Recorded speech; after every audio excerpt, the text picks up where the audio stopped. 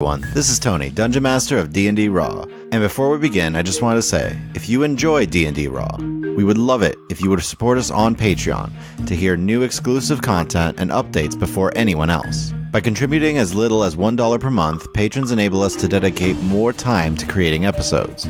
Our higher level patrons get access to DM's notes, outtakes from our episodes, the chance to add an item or NPC to a D&D Raw episode, and even to join our monthly patron game. We wanted to thank all of our adventure tier and above patrons for their support this month.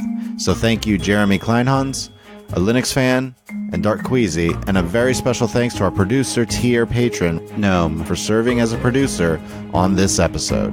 To find out more about how you can join this list of outstanding people, go to patreon.com/DND Raw. If you're not able to support D&D Raw on Patreon, we would love it if you leave us a review on iTunes or wherever you listen to podcasts. And don't forget to check us out next week for Serviceable Plots episode 12. But for now, on to episode 11 of Rumble Squad, A Tempting Offer. With me today are the following players. Hi, I'm Chris, and I will be playing Auric Fireforge, the Hill Dwarf Forge Cleric. Hi, I'm Jane, and I will be playing Nissa Turin, the Gnome Arcane Trickster Rogue. Hi, I'm Nick, and I will be playing Luthen Cromdell, the Half-Elf Alchemist Artificer. Hi, I'm Rachel, and I will be playing Elaine Fox, the Human Druid Barbarian.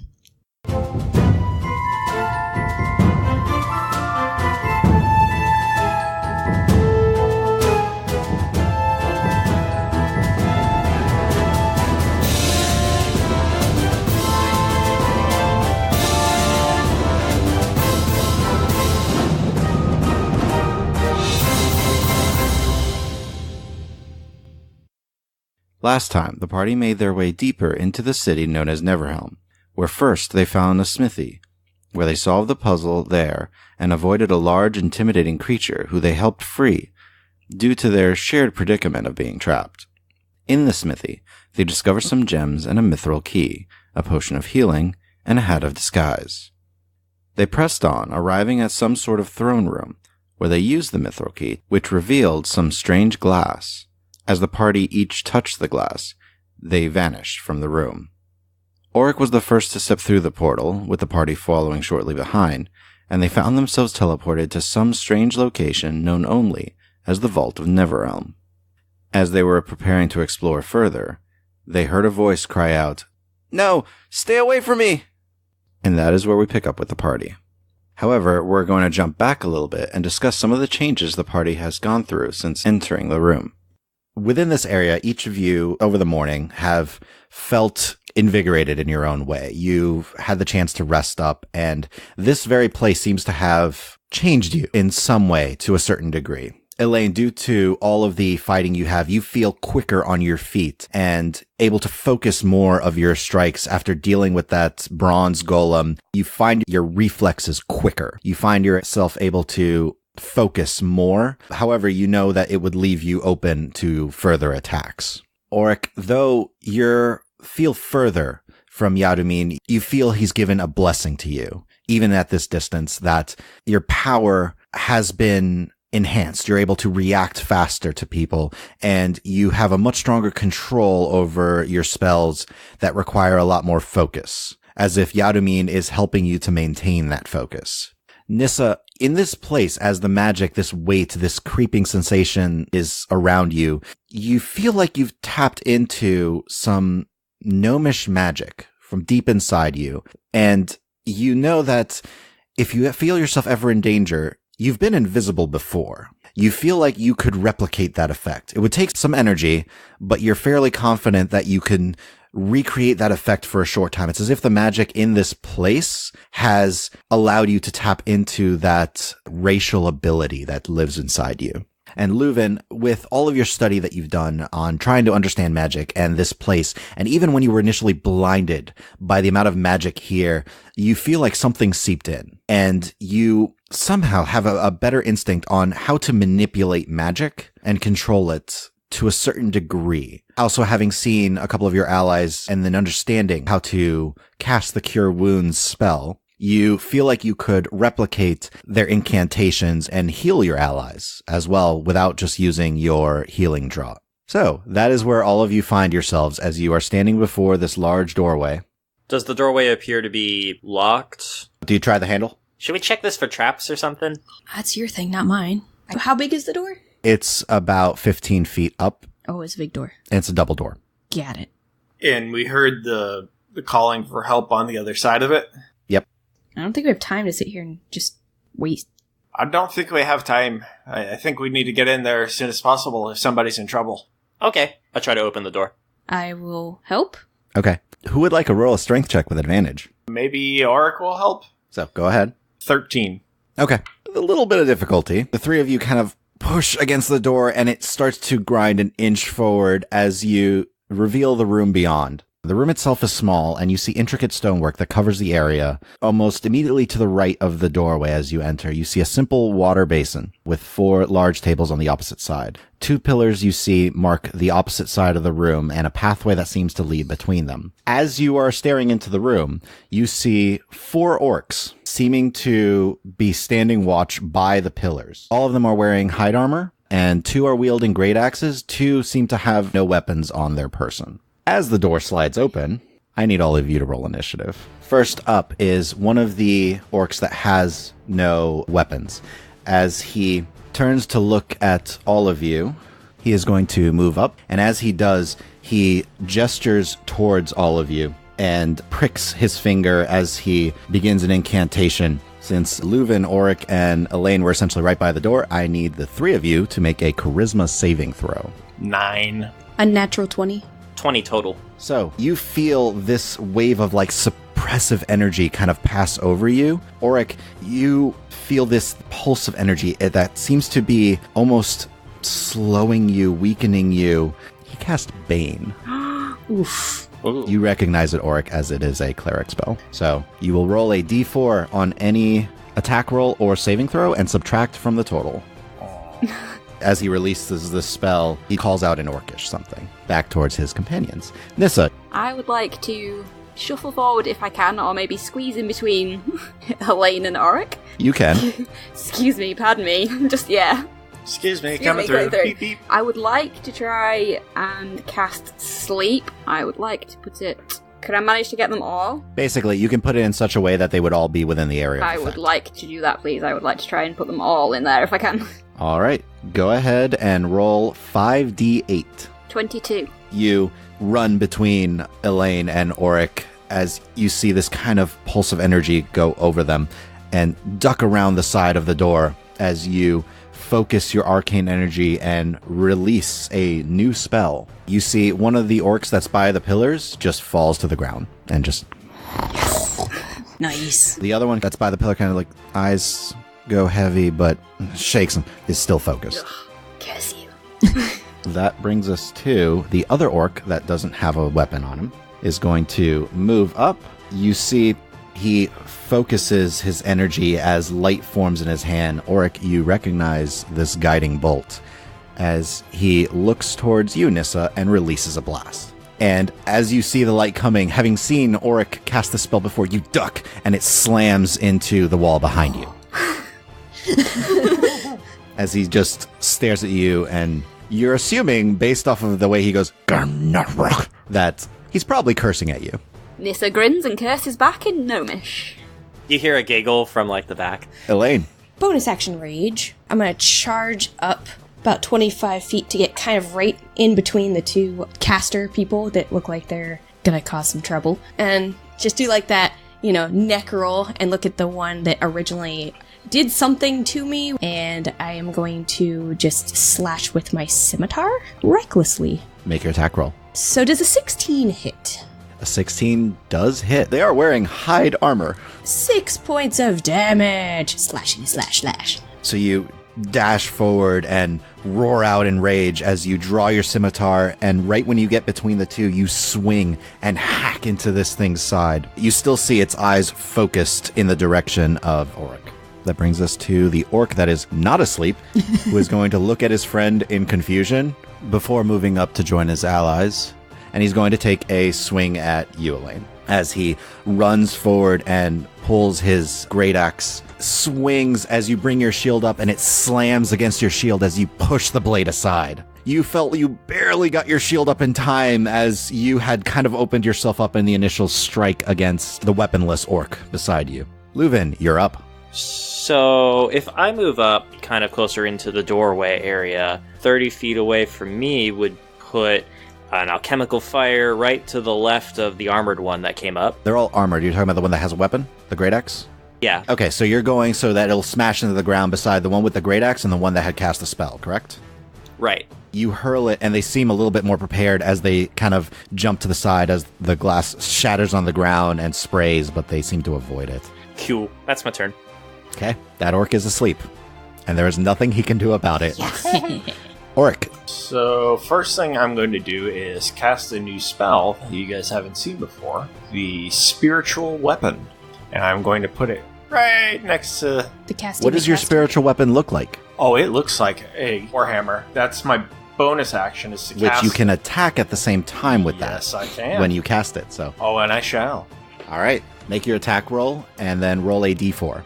18 and then minus 2 from the Bane. So 16? Yep. And you're attacking the one that cast the spell, correct? Correct. Okay. You all watch as this spectral hammer appears beside the orc that had cast Bane upon you and swings. Looking slightly surprised, the orc gets hit into the shoulder with it. 10 damage. Elean, from that distance, you hear a resounding crack as like some bones definitely broke from that swing. Concentration. Bane drops. Sweet. Yay! So, now that I feel much better, I will be moving up right in front of this guy, and thusly bringing down my holy hammer upon his noggin. Go for it. Does a 17 hit? 17 hits. Oh, that's a relief. 5 damage. Okay. So you swing and slam into its leg as you scramble up towards this orc, feeling a lot better, and it kind of limps back a little bit as it stares between you, the spiritual weapon, and Elean. Yeah. So it's its turn. You see him almost go into this, like, rage and takes one swing at Elean. Elean, it's with advantage. 17 to hit. Yep. 4 points of damage as he turns and catches you slightly off guard, slashing into your side, and then turns and takes a swing at Auric. Auric, you just bring your shield up and catch it with no issue. What is he swinging with? His claws. Oh. You notice now that you're this close, the nails on his hands are actually incredibly long. Huh. That does bring us to Nissa's turn. I'm going to pull my short sword and go and try and stabby stab. I'm going to assume I could move, like, either here or the other side of Auric. You have just enough room that you can move either kind of at an L to Auric and Elean easily, or on the other side of Auric by the spiritual weapon. You kind of can tuck up against the water basin that's there. So I will tuck myself there and I will attack the guy in front of Auric with my short sword. 17 to hit. That hits. Yay! 16 total. You stab and pull the blade across. It kind of like half collapses to the ground. It's still up, but it's looking rough. So it is the other unarmed orc who just has claws, and he is going to focus again and cast a Bane spell. Oh. So I now need Nissa, Auric, and Elean to make a charisma saving throw. Natural 20. 13. Nat 20. Auric, you being annoyed that the first one had put this pressure on you, you push through the power of the Bane spell and are fine. You are all unaffected. Elean. So the one that we've been wailing on this whole time, I am going to turn and just wail on him. Make your attack roll. Nat 20. Oh, what? I rolled bye. a 20 and a 12. So yeah, that definitely hits. 9 points of damage as I like leap in the air and bring my scimitar down at him. Like, ah! So Elean turns, and as this orc is just turning from one to the other, as he starts to look towards Elean, a sword just comes straight towards his eye line and slices right through, and he just drops. All right, that brings us to the orc with the great axe, who swings and slices into your side. Slashing damage. Yep, so it's going to be halved. 8 points of damage reduced to 4 as the axe comes around and hacks across your side, but you are so focused in your rage right now. That does bring us to Leuven. I come around to the right side of Elean. Those are tables, so that'd be double movement. I mean, you can get there. So are you up on the table? I'm on the table. Yes. Tackle him to the ground. Yeah, not my thing. Hey, we'll give you a thumbs up for those battle cries, though. Just gonna toss an alchemical fire behind the 2 orcs near Elean. So that it hits both the clerical orc and the one with the great axe. Yes. Correct? Natural 20 for the one with the great axe, but that is a 10 for the cleric. 10 points. Leuven, you run and leap, kind of placing a foot onto the table, push yourself up and hurl a vial over the heads of the 2 orcs harassing you guys.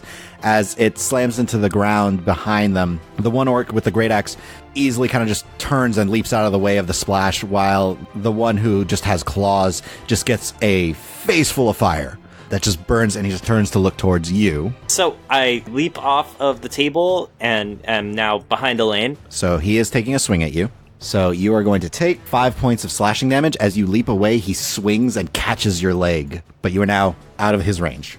Cool. That'll be my turn. Auric. So I am going to, for spiritual weapon, it's a bonus action. You can move it and attack. So I'm going to move it so that it's in flanking position for Elean, and I will have it attack. Make your attack roll. 7. You swing. This orc is much quicker, it seems, than his allies. I will go ahead and myself move up 5 feet. We'll try out my new cantrip. Toll the dead. Yeah, we're going to try it on the cleric. Okay.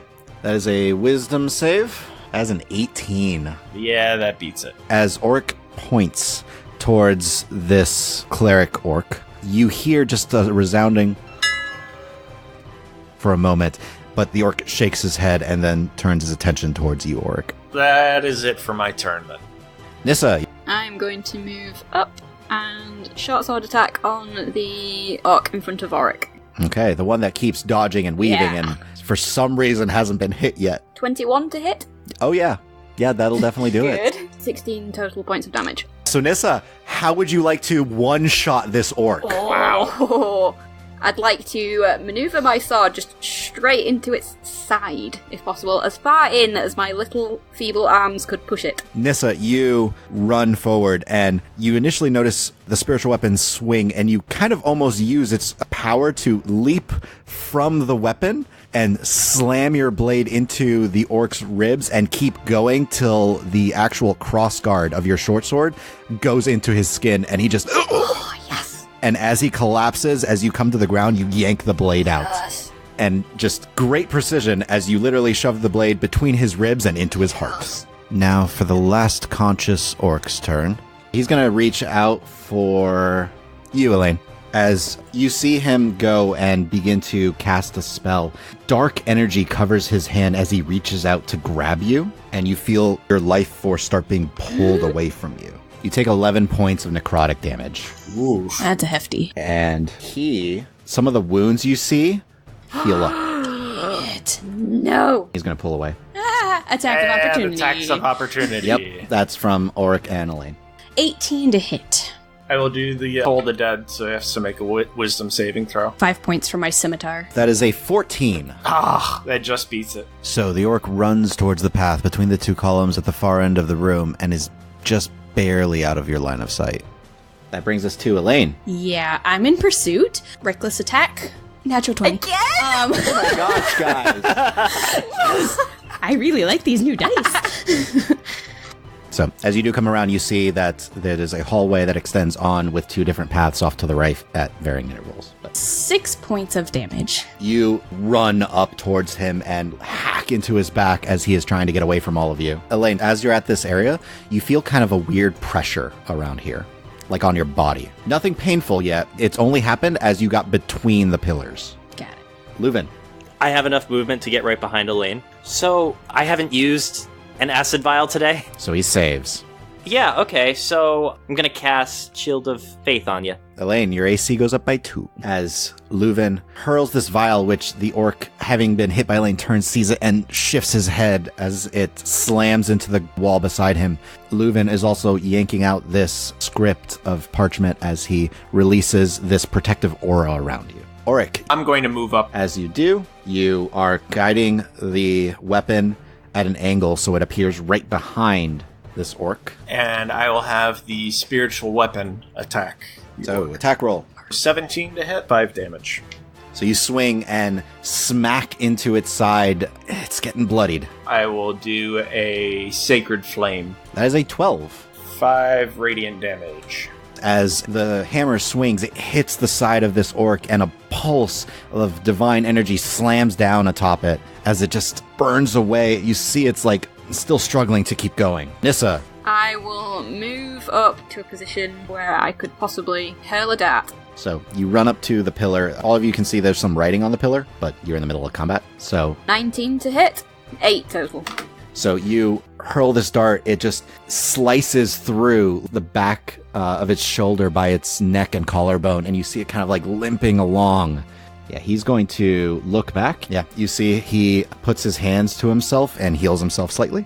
And then he's going to run some more. So, attack of opportunity from Elean. 13.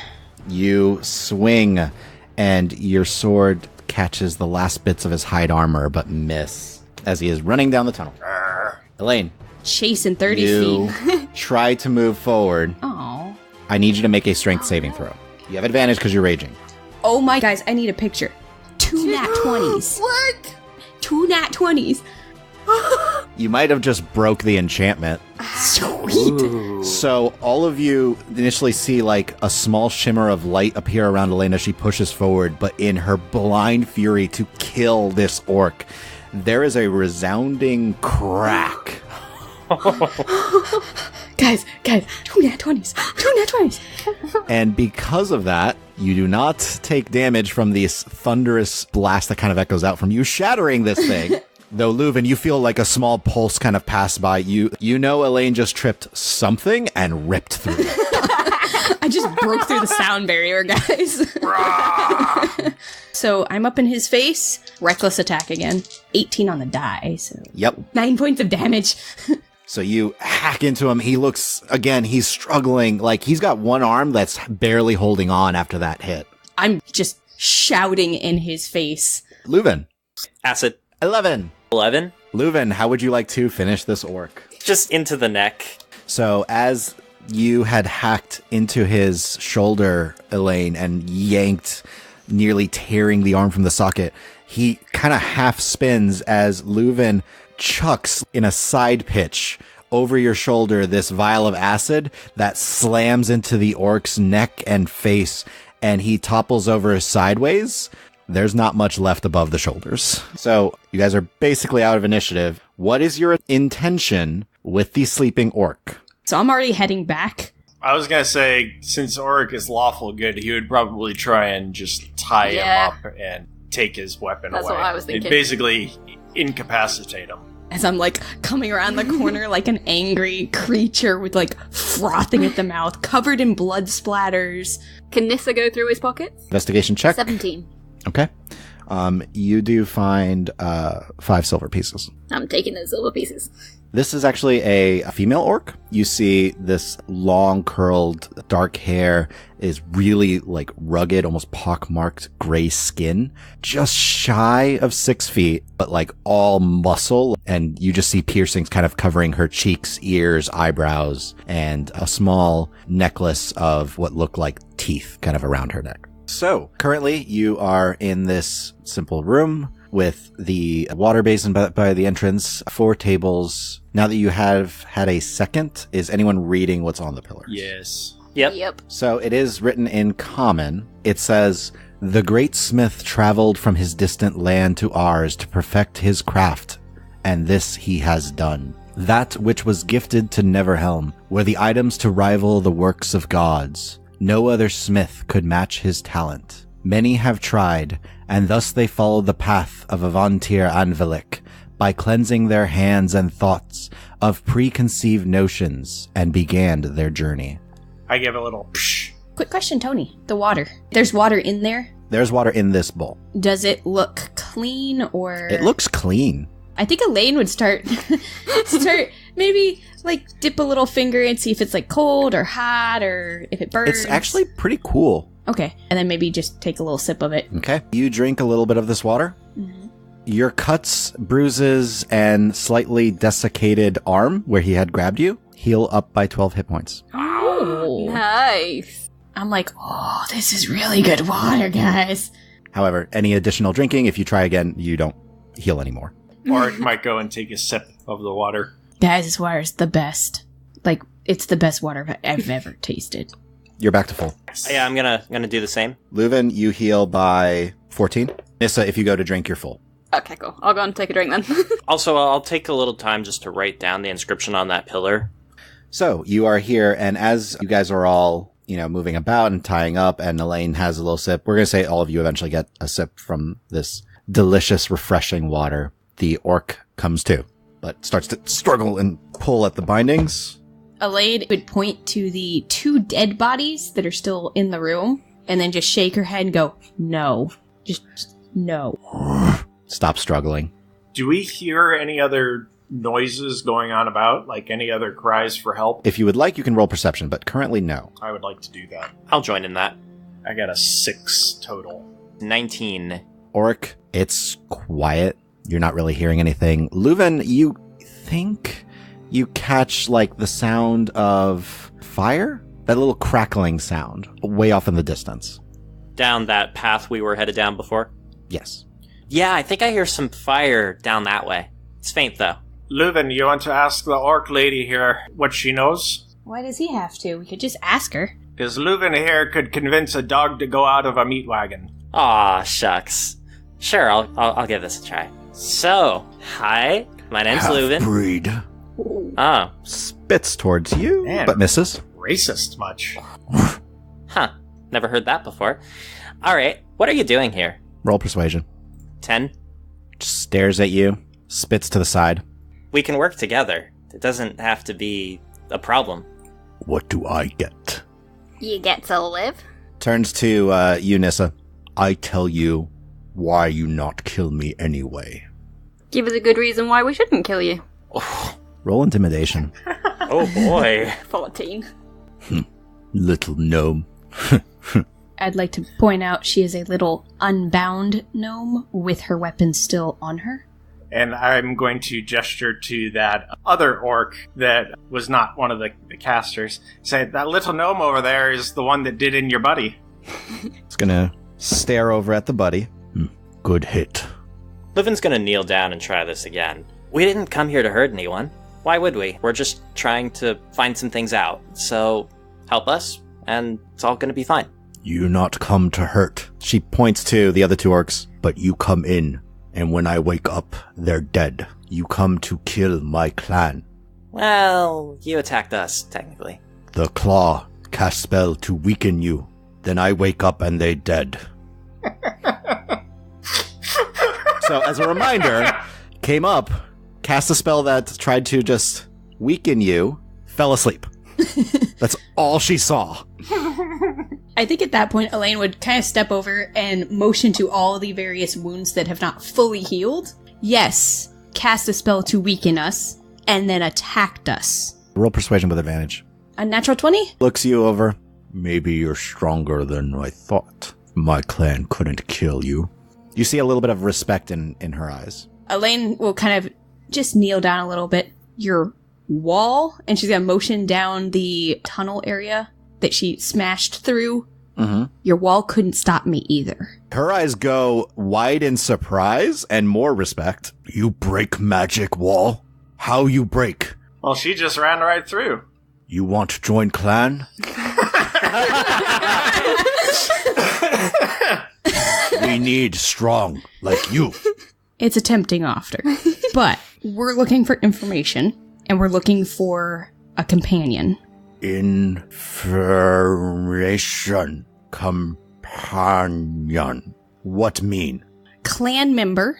And she's gonna look over to Leuven or Arcanus I don't know another word for information. As you look over at Leuven, she points to Leuven and goes, like half-breed, yes? Not like half-breed, because we don't call him half-breed. Elaine's leveling a gaze at this orc you will respect my friend. One like half-elf, yes? Yes. Did you see any tall, skinny guy with 6 arms come by?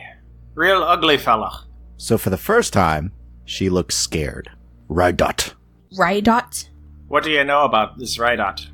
Old. Very strong. War Chief says must help. A friend of yours. War Chief says help. Is this Rydot up ahead? Don't know what Rydot does. Nothing good. Smirk slightly. Are we going to find this Rydot further up ahead the tunnels? Rydot doing something, yes. I would like to motion to my companions to step over to the side for a second. Just kind of have a side conversation without her involved. So I think we have 2 options. 1, try to get them to help us. Or 2, get them to stay out of our way. I think we'd have more luck just getting them to stay out of the way than we would getting them to help us. It sounds like they have orders from their clan in order to help the Spellweaver. That's my thought as well. If we let her go and she goes back to the clan with the tale of your heroics there, pretty sure that respect will keep them out of our way. We don't have to free her right now. We can do it once we're done up ahead. But is that where the clan might be? Or we can ask. Another thought. The Lady of Spirits, we know, is opposed to people hurting natural things. I wonder if she would be also opposed to people helping unnatural things. So maybe we could somehow call out to her and say, look, there's this orc clan that is helping something that is unnatural, an aberration, which is directly opposed to her natural order. She might want to intervene somehow. Orc is going to call back over to the orc lady. Are there any more of your clan members with this Rydot up ahead? Yes. How many? Roll persuasion. 13? More. So are we going to try to get them to stay out of our way? How are we going to do it, though? We bring her with us. She'll do the talking. If we do bring her with us, we should keep her bound. I don't think so. What's to stop her from turning on us? She has no weapons. What is she going to do? Slap me? Or punch? So Elaine just does the slow blink at you, like, really? I think having her unbound will send a clearer message that we are not here to harm them, that we want them just to stay out of our way, than having her bound. It might come across as more hostile if she's bound. She could also tell them that we killed some of them. Self-defense. They seem to understand that, at least. Fine. Leuven? Yeah, I'm all for it. Okay. Nissa, you're okay with it? Yes. I will kneel down a little closer to Nissa and just quietly tell her, keep your daggers handy. Oh, I will. So I will actually reach down, untie her hands. You'll take us to your clan. Roll persuasion. 15 total. You unbind her hands, and she looks at you, cracks her knuckles, stands up. We have your weapons, and I'll motion over to Auric, and your armor. We will return them to you when we've returned you to your clan, and we have come to an understanding that your clan will not hinder what we're doing here. My clan more scared Rydot than you. We're going after Rydot. You want die? Okay. And Elaine, with a few words, I think we can make them pretty scared of you. I'll work on that. I will step back. You see my cloak billow just a little bit. I think we can make this work. What's the name of your clan? And your name too, by the way. Nightmare Skull. And then you ask her her name? Yeah. She turns to look at Auric and just says, Glasha, Dwarf Slayer. Oric's eyes are going to narrow a little bit. And he'll go, you could try. All right, let's keep this on mission. So, away we go. Based off of your insight, Auric, she doesn't think much of you at all, but she respects Elaine, it seems. Or has some form of respect towards Elaine. Before we start heading that way, I'm going to kind of tap Leuven on the shoulder. Yeah. Will you speak with her for a few more moments? Speak with Glasha? Just talk to her, see if you can get anything else about the clan or how far we're going to have to go to meet with them, if they're working directly with Rydot or just helping. Okay. And then Nissa, I would like you to keep an eye out and scouting and try to stay to the shadows as much as possible. Can do. The reason is I want to step behind her out of her view, and I am actually going to cast some curing spells on myself without her seeing. Okay. Don't appear weak. Exactly. So, Leuven, Auric, you are standing in front of Glasha. So, Glasha, tell us about the fearsome power of the Nightmare Skull clan. Roll persuasion. Okay. Nissa, are you scouting now, or are you going to hold for a minute? Hold until we're all kind of good to go, I guess. Okay. 18. My clan strongest. Slaughter other clans. Kill other war chiefs. Bring stronger to our clan. Rydot, old. Speak with war chief, 'cause war chief strongest. War chief has strong friends like Rydot. Makes my clan strongest clan in Rugorum. Is your war chief here with Rydot? War chief too busy. Not need protect Rydot. I only used one cure wounds, by the way. Okay. Your clan sounds large, gathering so many strong individuals. Yes. Strongest clan will be strongest in all Rugorum. Your friends fought well, by the way. And he does bow his head respectfully. Not good enough. You kill them. This one, And she kind of gestures behind her, because Elean would be like right around the corner there. and little one you said killed them. They worth being alive. My clan not. Oh. He rubs his neck awkwardly. Well, I guess we'll just have to show you that we're better than this Rydot. If you say so. I think we are ready to continue unless the tables are empty, right? You don't see anything on them, but roll investigation. 17. You're checking them out, and there's nothing on them, but there was stuff on them fairly recently. It looks like there's like dust that's gathered, but you notice imprints of things. It looks like items, but it definitely, like, you see like spaces where there's like a tiny bit of dust that mostly seems like it got moved when the stuff was removed, rather than like it's been settling there. Alright, if there's nothing else really going on in the room, I think we're ready to go. I'll go and start scouting ahead. As Nissa, you pass by, and you still feel that weird tingly sensation from between the pillars, but you're able to pass right through. It feels like they're like a curtain that just got ripped. It's still like there, but you're able to just pass right through it.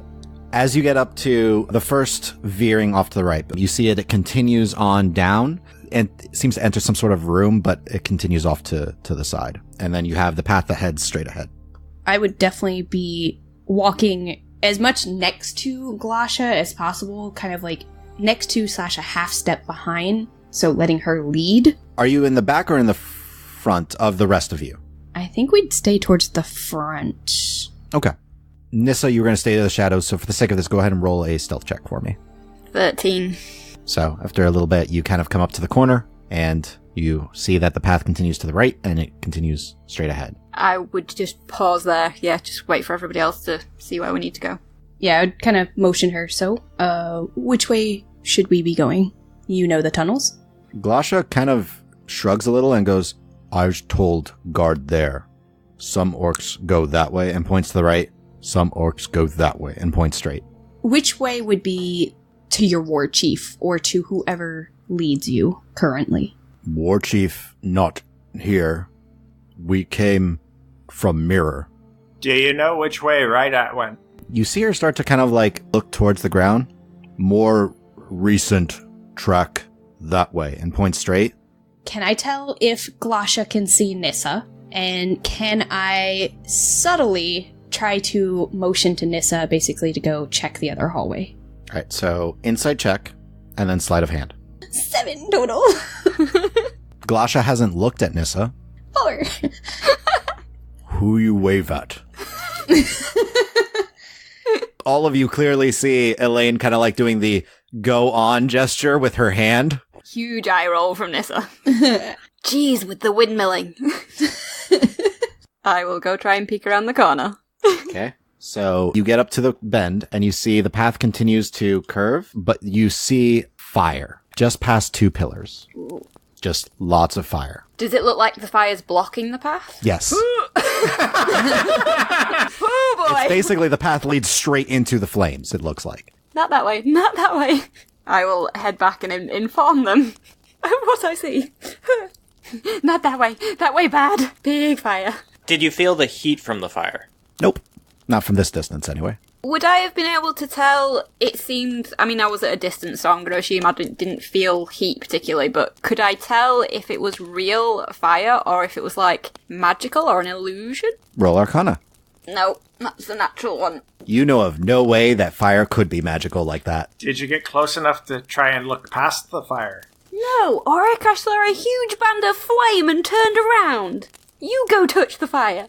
Glasha, would you please lead up so we can look closer at this fire? Glasha is going to round the corner, see the flames, and kind of just stop. I'll stop, like, next to her / behind her, whatever, just... Does feel a little bit warmer. Auric, fire, your specialty with the hot fire. You do see the 2 pillars since you're at this point, and they do have writing on them, but you will have to get closer. It's written very small. Very fine print. Yeah.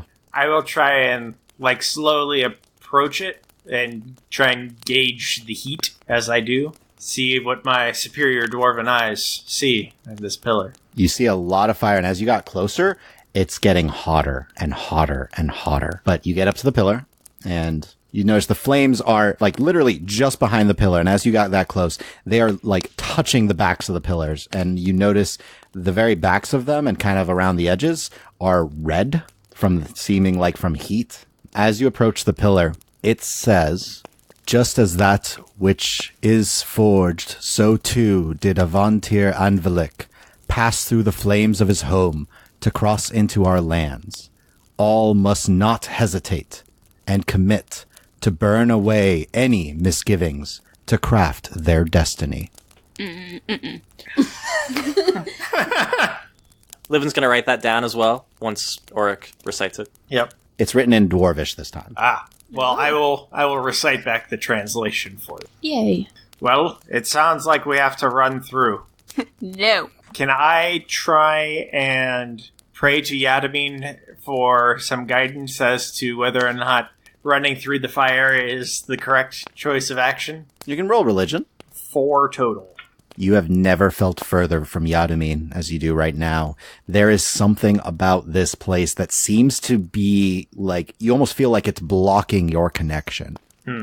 I mean, to be fair, Auric, you went through the mirror without any questions. Fire's your thing.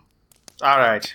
I will say a quick prayer to Yadamine, and then I will walk through the fire. You're heading straight through. Straight through. No hesitation. So, Auric travels straight through the fire.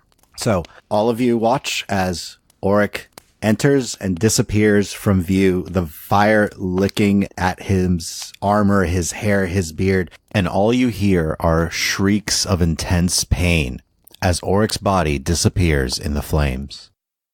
And that is where we're going to leave this episode for today. Thank you all for listening. Please share this with your friends and follow us on Twitter at RulesAsWritten, or check out our website, dndraw.com, and feel free to email any questions to me at dm@dndraw.com. Also subscribe and leave us a review or comment anywhere podcasts are found, and please check out our Patreon at patreon.com/dndraw. And I hope to see you next time in the world of Ostia.